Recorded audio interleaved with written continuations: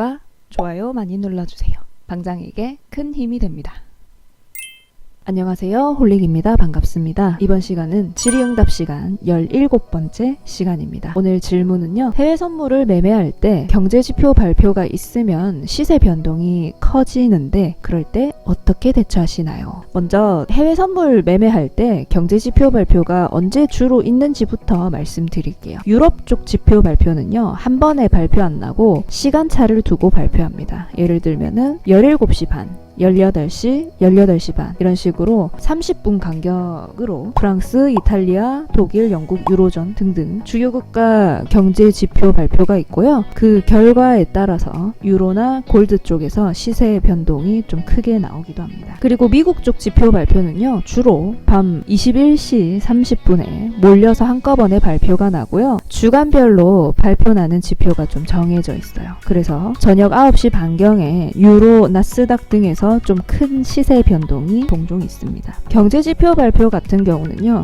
예상치 대비 실제치가 크게 다르게 나왔을 때 시세 변동이 크게 오는데요. 오늘 걸 예로 들어볼까요? 뉴욕 엠파이어 스테이트 제조업 지수가 발표났는데 예상치로는 이전보다 약간 줄어들 것으로 이제 이전치가 17포인트였고요. 지금 예상치가 11포인트 이렇게 예상이었는데 실제치가 마이너스 8포인트로 나와버렸어요. 이렇게 되면은 달러 가치의 하락이 나올 수 있고요. 나스닥 또한 하락 나올 수 있습니다. 그에 반해서 유로와 골드의 반등이 나올 수 있죠. 우리가 이렇게 매매할 때 경제 지표 발표 시간을 모두 피하기는 어려워요. 특히 이미 포지션을 갖고 있는 경우에는 경제 지표 발표 때문에 수익 날 수도 있고 손실이 날 수도 있는데 이 변동폭이 워낙에 크다 보니까 지표 발표를 좀 두려워하시는 투자자님들도 많으실 거라고 생각돼요. 중요한 거는 이제 미리 일정 체크하고 내가 지표 발표 시간에 포지션을 정리할 수 있는지 확인해야 돼요. 가장 현명한 방법은 그 지표 발표 전에 모든 포지션을 정리하는 거예요. 저는 대응 시에 그렇게 하려고 노력하거든요. 보유한 포지션이 수익이면 당연히 청산 가능하죠. 근데 손실 중이라면은 쉽게 계좌를 비우진 못할 거예요. 그럴 때는 어떻게 대처하면 좋을지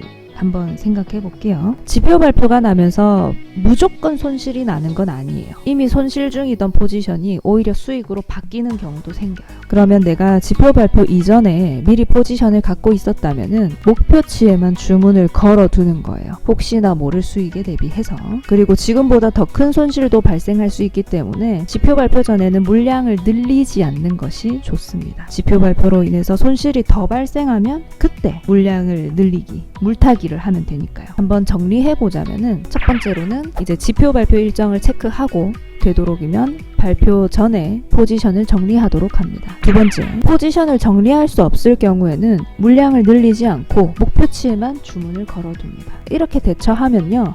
지표 발표 나서 좀 시장이 출렁거려도 당황하지 않고 대응할 수 있을 거예요.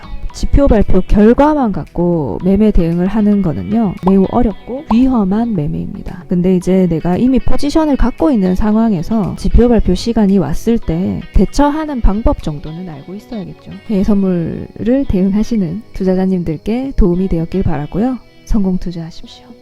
감사합니다.